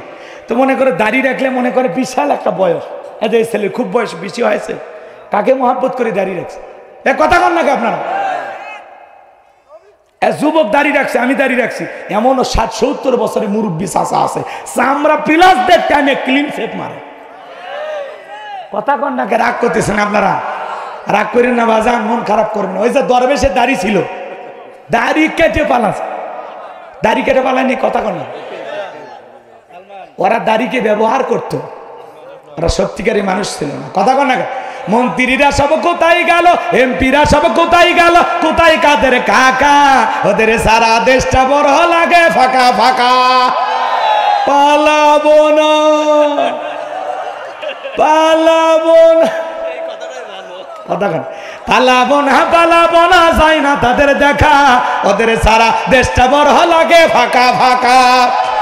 আইন মন্ত্রী আটকে গেল আইনেরই ফাঁকে, দাড়ি সারা দরবেশটারে ভণ্ড ভণ্ড লাগে।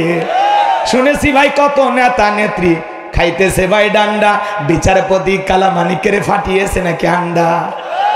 এই বিচারপতি শামসুদ্দিন মালিক আল্লামা সাইদি হুজুরকে মৃত্যুদণ্ডের রায় দিয়েছিল।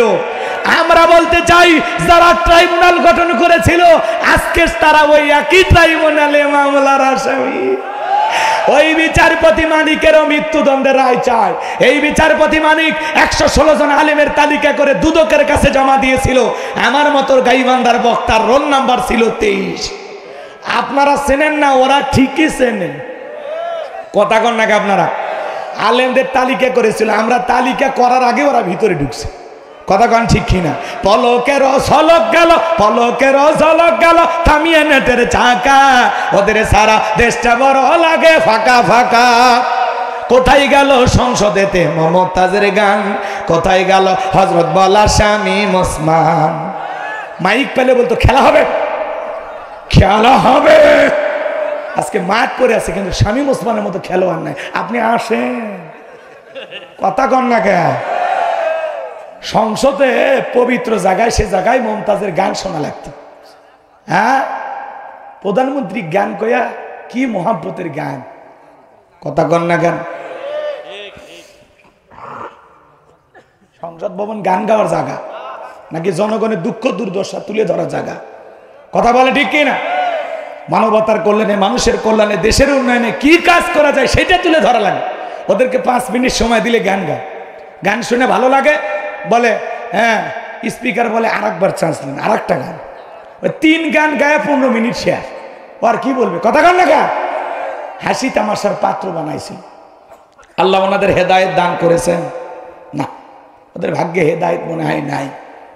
আর থাকলেও আল্লাহ জান দেয়। কথা কয় নাকি? রাগ করতেছেন? আমরা এখনো দোয়া করি ওদের জন্য। রাগ করতেছেন মনে হয়? এ বাজান, তাহলে হাউজে কাউসারে পানি পার করতে গেলে কাজ করতে হবে কয়টি? দুইটি আল্লাহ তাআলা বললেন ফাসল্লিলি রব্বিকা ওয়ানহার। এক নাম্বার হলো রবের উদ্দেশ্যে সালাত আদায় করা লাগবে। ফাসল্লিলি রব্বিকা, সালাত হবে একমাত্র কার জন্য? জোরে বলেন কার জন্য? কুল ইন্না সালাতি ওয়া নুসুকি ওয়া মাহইয়ায়া ওয়া মামাতি লিল্লাহি রাব্বিল আলামিন। সূরা আনাম আয়াত নাম্বার 162 আল্লাহ রাব্বুল আলামিন জানিয়ে দিলেন, নবীজি আপনি বলুন, আমার নামাজ, আমার কুরবানি, আমার জীবন, আমার মরণ লিল্লাহি রাব্বিল আলামিন, আসমান জমিনের প্রতিপালকের জন্য। তাহলে মুমিন জীবনের সব ইবাদত হবে একমাত্র আল্লাহ তাআলাকে রাজি খুশি করার জন্য। কথা বলেন ঠিক কি না? কদ আফলাহাল মুমিনুন আল্লাযীনা হুম ফি সালাতিহিম খাশিউন। অবশ্যই মুমিনেরা সফল যারা নিজেদের সালাত বিনয়ের সহিত, নম্রতার সহিত আল্লাহর ভয় নিয়ে আদায় করে। আপনি আমি সালাত আদায় করব কার জন্য? ফালিয়াবুদু রাব্বা হাযাল বাইত আল্লাযী আত'আমাহুম মিন জু ওয়া আমানাহুম মিন খাউফ। আল্লাহ বলেন এই ঘরের মালিকের ইবাদত করো। ইবাদত যদি ইবাদতের মতো করতে পারো, নামাজ যদি নামাজের মতো আদায় করতে পারো বান্দা, আমি আল্লাহ তোমাদেরকে দুইটা জিনিস দেব।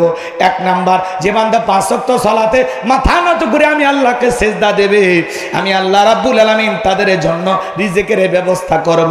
রিজিক দেওয়ার একমাত্র মালিককে। ওয়ামা মিন দাব্বাতিন ফিল আরদি ইল্লা আলাল্লাহি রিজকুহা। পৃথিবীতে এমন কোন বিচরণশীল প্রাণী নাই যার রিজিকের ব্যবস্থা আমি আল্লাহ আসমান থেকে করি না। তাহলে সকলে রিজিক দেওয়ার একমাত্র মালিককে। এই 5 মিনিটে শেষ করে দেব, 5-7 মিনিটের মধ্যে। কষ্ট হয় না? বিরক্ত হইতেছেন? এই যে আর একটা আয়াত আছে, কষ্ট হয়, কষ্ট হয়। আমার ভাইয়েরা যারা 2-1 ওটা বাসা করতেছেন, যদি পারেন আমার গাড়ির ড্রাইভারের কাছ থেকে আমার লেখা একটা বই আছে, শেষ বিদায়। মরণের পর একজন মানুষকে রসুলের তরিকায় কিভাবে বিদায় করতে হবে, মৃত ব্যক্তিকে চুমা খাওয়া জায়েজ কিনা, আত্মহত্যা করে মারা গেলে তার জানাজায় যাবেন কিনা, কথা কি বুঝতে পারে না? এভাবে বিভিন্ন তত্ত্ব নিয়ে, ঈমান সম্পর্কে, আখিরাত সম্পর্কে, জান্নাত জাহান্নাম সম্পর্কে, কবরের সলজব সম্পর্কে খুবই গুরুত্বপূর্ণ পরকালীন যে মেসেজগুলো দরকার। নদী অঞ্চলে একজন মানুষ মারা গেছে, তার জানাজাটা কিভাবে হবে, ছোট বাচ্চা মারা গেলে তার জানাজা কিভাবে হবে, এই সমস্ত কথাগুলো তুলে ধরা আছে। একজন মানুষকে কিভাবে দাফন কাফন করতে হয়, প্রত্যেকটা কথা রেফারেন্স আছে, দলিল ভিত্তিক কথা লেখা আছে। যদি পারেন আপনারা নিয়ে যাবেন। 76 পৃষ্ঠার এই বইটার ভিতরে আমার মোবাইল নাম্বার লেখা আছে। ওই যে রাস্তায় আমার ড্রাইভারের গাড়ি আছে, সেখানে যে 50 টাকা হাদিয়া দিয়ে আপনারা বইটা নিয়ে যাবেন। আর মঞ্চে আমার সাদিক ভাই আছে, তার কাছ থেকে সংগ্রহ করতে পারেন। আল্লাহ আমাদের বোঝার তৌফিক দান করুন। জোরে বলুন আমিন। হে যুবকে, আজে বাজে উপন্যাস কিনে লাভ নাই। এরা উপন্যাস কেনে, প্রেম কেন কাদায়, যৌবনের মৌবনে অভিশাপ্ত রাত, মিলন হবে কত দিনে, তোর মরণের পরে। কথা কন ঠিক কিনা? ওই আজে বাজে উপন্যাস কিনলে চরিত্র ধ্বংস হয়ে যাবে। কথা কন ঠিক কিনা? আল্লাহ যুবকদেরকে ইসলামের পথে কবুল করুন। জোরে বলুন আমিন। তাহলে ফাসল্লিলি রব্বিকা ওয়ানহার, 1 নাম্বার রবের উদ্দেশ্যে সালাত। আমরা 5 ওয়াক্ত সালাত আল্লাহ তাআলাকে রাজি খুশি করার জন্য কারা কারা আদায় করব, হাত তুলে দেখান। আল্লাহ আমাদের সবাইকে 5 ওয়াক্ত নামাজি বানায় দেন। একটু জোরে বলেন না আমিন? আর একটু জোরে বলেন আমিন। এবার হাত নামান বাজান। যেহেতু মসজিদের নাম হলো বাইতুন নূর, কথা বলেন না কেন? আল্লাহ যেন আপনাদের কলিজার ভিতরে কোরআনের হেদায়েতের নূর জ্বালায়া দেন। জোরে বলেন আমিন। আর একটু জোরে বলেন আমিন। খালি মসজিদটা সুন্দর হইলে হবে না, যারা সালাত আদায় করবে তাদের অন্তরটাও সুন্দর হওয়ার দরকার আছে না? না, নামাজ পড়ব ধীরস্থিরভাবে সময় নিয়ে, 2 মিনিটে 2 রাকাত, 4 মিনিটে 4 রাকাত, এমন না। ধৈর্য সহকারে সালাত আদায় করব, সঠিকভাবে রুকু সিজদা করব। এদিক খেয়াল করেন, ফাসল্লিলি রব্বিকা ওয়ানহার। 1 নাম্বার রবের উদ্দেশ্যে সালাত আদায় করা। 2 নাম্বার হলো ওয়ানহার মানে কুরবানি করা। কুরবানি করা মানে নিজের আমিত্বকে কুরবানি করা, অহংকারকে কুরবানি করা, নিজের ভিতরে থাকা পশুসুলভ আচরণ কুরবানি করা। কথা কন, কথা কন। কুরবানি নিয়ে ওয়াজ করার সুযোগ নাই। এদিক খেয়াল করেন, শেষের আয়াতটা কিন্তু খুবই গুরুত্বপূর্ণ। এদিকে কান দেন, 2 মিনিটে বলে দিচ্ছি। কুরবানি যারা দিবেন 3টা জিনিস খেয়াল রাখবেন। 1 নাম্বার নিয়ত সহি কুরবানি আল্লাহর জন্য। কথা কয় না?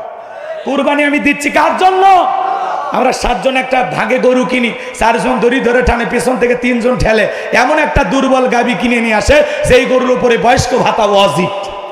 এমন দুর্বল গাভী জবাই করলে হবে না। তার সুরুন নাজিরিন, চমৎকার একটা গাভী জবাই করতে হবে, আকর্ষণীয়, হুষ্টপুষ্ট, দেখতে সুন্দর। কথা বলে ঠিক না? 1 নাম্বার নিয়ত সহি কুরবানি আল্লাহর জন্য। 2 নাম্বার হালাল বৈধ ইনকামের টাকা থেকে কুরবানি দেওয়া লাগবে। সুদের টাকা, ঘুষের টাকা, হারাম টাকা দিয়ে কুরবানি দিলে হবে না। আল্লাহ পবিত্র, তিনি পবিত্র বস্তুকে ভালোবাসেন। কথা ক্লিয়ার? আর 3 নাম্বার ফাসল্লি লিরাব্বিকা ওয়ানহার, আগে নামাজ পড়ো তারপরে কুরবানি করো। আমরা নামাজি হয়ে কুরবানি দেব। এইবার 3 নাম্বার আয়াত, ইন্না শানিয়াকা হুয়াল আবতার। আল্লাহু আকবার। আল্লাহ রাব্বুল আলামিন বলে, নবী গো, যারা আপনাকে লেসকারণীর বংশ বলে নবী, আপনি মন খারাপ করবেন না গো নবী। ওই আবুল হাবুদ সাহেব আপনার সমালোচনা করে, ওদের নাম নেওয়ার মতো মানুষ দুনিয়াতে থাকবে না। ও নবী, আপনার ছেলে সন্তানগুলোকে শিশুকালে নিয়েছি, আপনি মন খারাপ করবেন না গো নবী, কষ্ট মনের মধ্যে নেবেন না গো নবী। এই পৃথিবীর জমিনে আপনাকে মহাব্বত করার, আপনাকে ভালোবাসার কোটি কোটি রুহানি সন্তান আমি আল্লাহ জমিনে পাঠাবো। বলেন আল্লাহু আকবার। যারা আপনার জন্য জীবন দিতে প্রস্তুত। আজকে তাম পৃথিবীর 700 কোটি মানুষ, এর মধ্যে 200 কোটি মুসলমান, আমরা সবাই রসুলের রুহানি সন্তান। নবীজির অপমানে যদি না কাঁদে তোমার মন, মুসলিম নয় তুমি মুনাফিক, নবীজির দুশমন। ফ্রান্সের লোকেরা নবীজির কার্টুন বানায় প্রদর্শন করলো, তাম পৃথিবীর মুসলমানেরা আন্দোলন করলো। এ ফ্রান্সের লোকেরা আর একবার যদি নবীর নামে কার্টুন দেয়ালে ঝুলাও, তোমাদের খবর আছে, কার্টুন বানায় নাকটা ব্যাখ্যা করে কয়েকটা মুখে দাড়ি দিয়া বলে ইনি মোহাম্মদ, জোরে কোন নাউজুবিল্লাহ। আমার নবী কি দেখতে কার্টুনের মতো? এই পৃথিবীর সবচাইতে সুন্দর মানুষটির নাম মুহাম্মদ রাসূলুল্লাহ সাল্লাল্লাহু আলাইহি সাল্লাম। আর মুহাম্মদ মানে প্রশংসিত, যেই নবীর চরিত্রের সার্টিফিকেট আল্লাহ দিয়ে বলেন, ওয়া ইন্নাকা লাআলা খুলুকিন আযীম। নবী হলেন পুত পবিত্র মহান চরিত্রের অধিকারী। আজিম আরবিতে এমন একটি শব্দ যার গভীরতা মাপা যায় না। তাহলে নবীর চরিত্রের সার্টিফিকেট দিয়েছেন কে? যে নবী 63 বছরের জিন্দেগিতে একটি মিথ্যা কথা বলেননি, এমন বিশ্ব রেকর্ড পৃথিবীর আর কোন নেতার আছে? পৃথিবীর নেতারা তো সকালে মিথ্যা, বিকালে মিথ্যা, ভরা পেটে মিথ্যা, খালি পেটে মিথ্যা, ঘুমের যাওয়ার আগেও মিথ্যা, ঘুম থেকে উঠেও মিথ্যা। কথা বল না কেন? আর আপনার আমার নবী 63 বছরের জিন্দেগিতে একটি মিথ্যা কথা বলেননি। সেই নবীকে নেতা মানতে রাজি কারা? হাত তোলেন। লিল্লাহে তাকবীর। আমার নেতা তোমার নেতা, আল্লাহ কবুল করেন। জোরে বলেন আমিন। হাত নামান আমার ভাইয়েরা। সেই নবীকে উল্টা পাল্টা গালি দিত ফ্রান্সের লোকেরা। এইবার পৃথিবীর 228টা রাষ্ট্র নিয়ে গবেষণা করা হলো, ফ্রান্সের লোকেরা কেন গালি দেয়। হিসাব নিকেশে বের হয়ে আসলো, ফ্রান্সের লোকেরা, যে নারীরা ওই দেশে বসবাস করে, তার অধিকাংশ নারী বিয়ের আগে বাচ্চা জন্ম দেয়। তাহলে বৈধ না অবৈধ? নবীকে গালি দিবে যারা অবৈধভাবে দুনিয়াতে জন্ম হয়েছে তারা। কথা বলে ঠিক কিনা? মক্কা নগরীতে গালি দিতে ওলীদ বিন মুগীরা, কথা বলার সুযোগ নাই। ওলীদ বিন মুগীরা অকাত্য ভাষায় গালি দিয়েছিলেন। আল্লাহ পাক আয়াত নাজিল করে বলেন, উতুল্লিম বাদা যালিকা জানিম। নবীকেও এই ওলীদ বিন মুগীরা হলো পিতৃ পরিচয়হীন সারস সন্তান, এর জন্মে ঠিক নাই। কথা কয় না? কথা কয় না? ওলীদ বিন মুগীরা আরবের মানুষ, বলে নবী এত বড় কথা, আপনি থাকেন, আমি আমার মায়ের কাছে যাই। ওলীদ বিন মুগীরা তার মায়ের কাছে চলে গেল, যায় বলে, মা, নবীজি আমাকে বলেছেন উতুল্লিম বাদা যালিকা জানিন, আমি নাকি পিতৃ পরিচয়হীন জারস সন্তান। ওলীদ বিন মুগীরার মা মনে মনে ভাবতেছে, এই গোপন তত্ত্ব নবী জানলো কেমনে? নবী তো জানতেন না, নবীকে জানিয়ে দিয়েছেন তিনি কে। এবার ওলীদ বিন মুগীরার মায়ের নাম ছিল ঝর্ণা। ডেকে বলে, বাবা করবো না কোনো তাল বাহানা, আমার এক পা কবরে চলে গেছে, মিথ্যে বললে লাভ কি? তখন বলতেছে, বাবা শোন, ব্যবসা বাণিজ্যের কাজে তোর বাবা এতটাই ব্যস্ত থাকতো, তোর বাবা ব্যবসা চেনে, টাকা চেনে, কিন্তু তোর মায়ের মন বোঝে না। কথা কয় না কে? রাগ করতেছেন নাকি আমার কথা? বিরক্ত হইতেছেন? দেখবেন ভাইয়েরা যখন বিদেশে থাকে, এলাকায় দেবরে আমদানি কমে না বাড়ে, ওরা এসে ভাবির দরজায় স্লোগান দেয়, ভাবি ভাইয়া তোমার বর, আমি যে দেবর, ভেবে দেখো ভাবি কার কত দাবি, ভাই গেছে মালয়েশিয়া, আমি তো দেশে আসি। কথা কয় না? কথা কয় না? রাগ করতেছেন মনে হয়। মা বোন যারা আলোচনা শুনতেছেন, মা, 2টা পুরুষ হইতে 2 কিলোমিটার দূরে থাকবেন। একটা হলো দেবর আর একটা দুলা ভাই। এরা হলো মৃত্যু তুল্য, বিষাক্ত সাপের চাইতেও ভয়ঙ্কর। কিছু নানা দাদা যারা আছেন, আপনার আপন নাতনিকে নিয়ে আপনারা টিটকারি মারেন না? যেটা আমার ছোট গিন্নি, ছোট বউ, এরকম টিটকারি মারেন না? এটা করবেন না, ভুল করেও না। নানা দাদা যারা আসছেন সাবধান, আপনার নাতনি কিনে কখনোই টিটকারি মারবেন না। আপনার সাথে কি আপনার নাতনির বিয়ে জায়েজ? হ্যাঁ, আপনি টিটকারি মারেন কে? যেটা আমার ছোট গিন্নি, এটা আমার ছোট বউ। রসিকতা করেন, কিন্তু সেই রসিকতা যেন গুনাহের কারণ না হয়।